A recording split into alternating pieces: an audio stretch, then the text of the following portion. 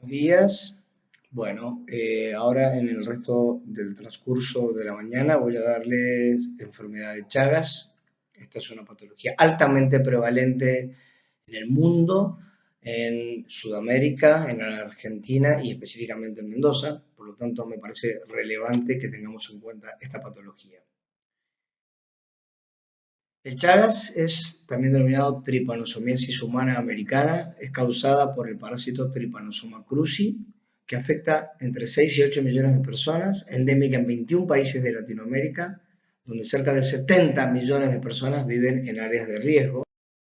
El vector que la transmite, como vemos arriba, es el Trypanosoma cruzi, que es un insecto conocido como teriatoma o llamado popularmente vinchuca, chinche picuda o barbeiro, según la zona geográfica, y este insecto vive en grietas de paredes y techos de viviendas construidas con ladrillos de adobe, ramas o paja, es decir, viviendas precarias.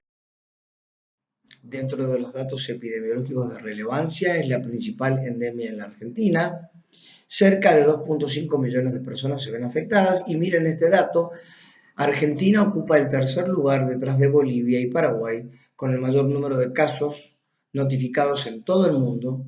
Mendoza tiene alta incidencia dentro de nuestro país. La transmisión más prevalente sigue siendo la vectorial. En los países endémicos la vía de transmisión es la vectorial. El parásito pasa a la persona a través de las heces del insecto depositadas en la piel o en la mucosa. Acá podemos ver un gráfico en donde el Trypanosoma cruzi es hematofagocitado por la vinchuca. Dentro de la vinchuca se transforma en epimastigote en el intestino medio, luego se multiplica, se transforma en tripomastigote metacíclico, que esta es la forma activa. La vinchuca muerde, toma sangre y deyecta heces, y estas heces ingresan a nuestro cuerpo, pierden la membrana, se transforman en la mastigote y van a los distintos órganos, como por ejemplo corazón e intestino, infectan, generan daño de estos órganos y luego vuelven a formar sus membranas para formar nuevamente los tripomastigotes que luego serán nuevamente transmitidos a la vinchuca ante un nuevo episodio. Así como dijimos recién que la transmisión vectorial es una de las más prevalentes, otras que tienen mayor relevancia y que están empezando a aumentar es la forma vertical de madre a hijo y empezamos a ver o vamos a empezar a ver mucho más Chagas congénito con un riesgo cercano al 10%. También se puede transmitir por vía transfusional, por trasplantes de órganos, por ingesta fundamentalmente del jugo de caña de azúcar o por accidentes de laboratorio. Dentro de las generalidades, ya dijimos que es una situación de endemicidad. Formas clínicas más clásicas son las asintomáticas, por eso es tan difícil llegar al diagnóstico u oligosintomáticas.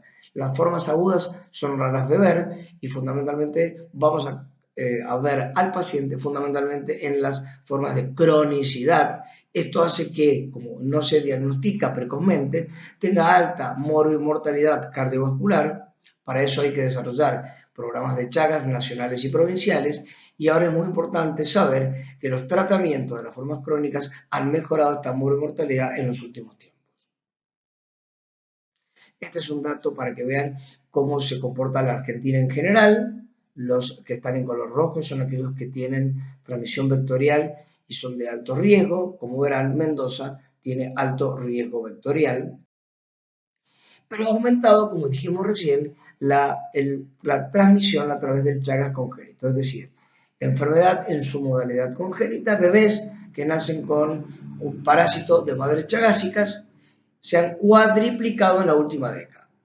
Los casos de Chagas congénitos han aumentado desde el 98, que había 79 casos, hasta 317 a lo largo de todo el 2007 y hoy en día también hay aumento en el número de casos. Esto hace que resulte que haya 0,5 bebés con el parásito por cada 1.000 nacidos vivos en nuestro país. Y esto es preocupante. Dentro de la sintomatología dijimos recién que había una fase aguda con un periodo de incubación de 1 a 2 semanas, en donde la mayoría de esta fase aguda es asintomática. Volvemos a repetir, de los que son sintomáticos hacen episodios febriles, que son inespecíficos, asociados a hepatoesplenomegalia y astenia o adinamia. Y un grupo menor hacen complicaciones graves como la miocarditis o las meningoencefalitis. En la fase aguda, si uno realiza un examen microscópico de los órganos que afectan el miocardio, el esófago y el colon.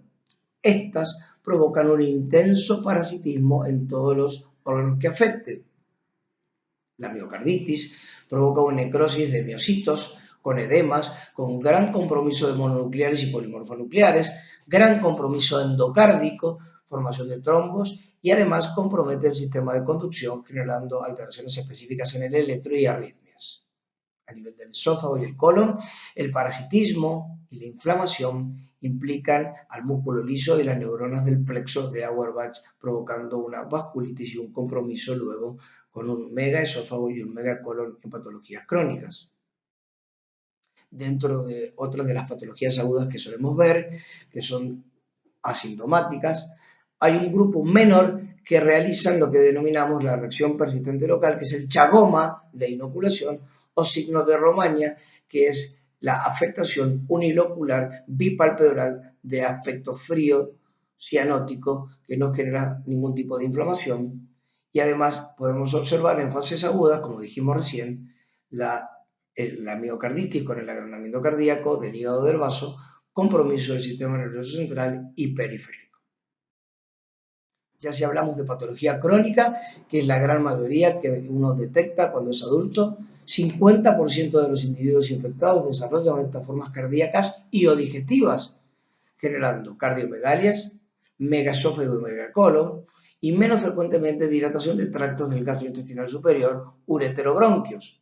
La dilatación y el aumento del peso cardíaco van de 350 gramos a 800 gramos y es más visible fundamentalmente en cavidades derechas. ¿Cuál es la sintomatología en la fase crónica? En general son asintomáticos, no hay patología demostrada o con patología demostrada.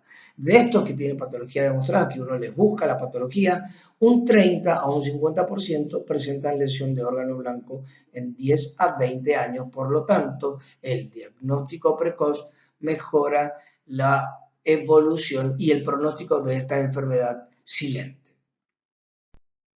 ¿Cuáles son los métodos de diagnósticos? Los exámenes directos, es decir, ver el parásito en sí.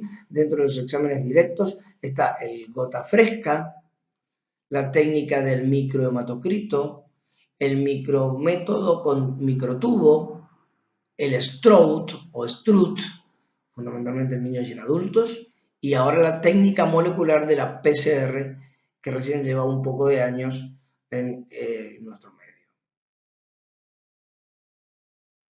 Y dentro de los métodos indirectos, es decir, la reacción de la generación de anticuerpos, el más importante es el método de ELISA o enzima inmunoenzimático, la inmunofluorescencia indirecta, la hemaglutinación indirecta o la aglutinación con partículas de gelatina.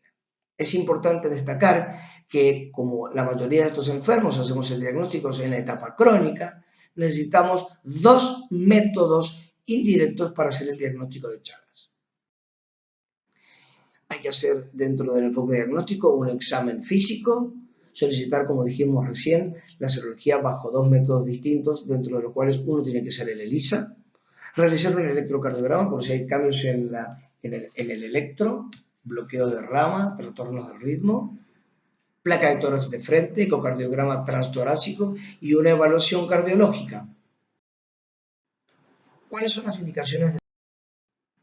¿Cuándo hacer tratamiento? Sí o sí en fase aguda, congénito, niños y en fase crónica en niños y adolescentes hasta 19 años. La literatura nos avala que los niños, si tienen un tratamiento precoz y adecuado, la curación es del 100%.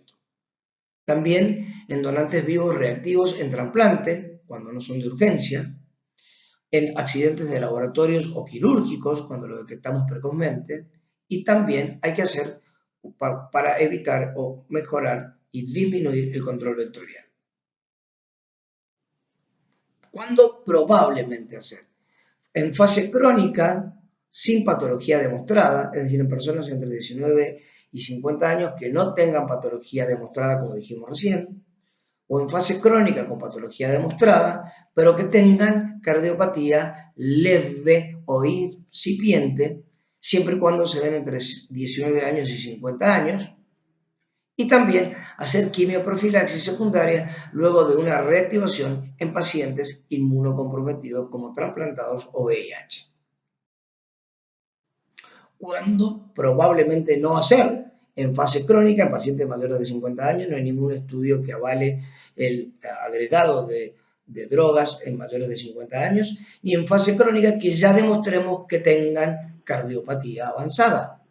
Tampoco no hacer tratamiento en embarazo y lactancia, en pacientes que tengan insuficiencia renal o insuficiencia hepática, o en aquellos que tengan trastornos neurológicos graves de base.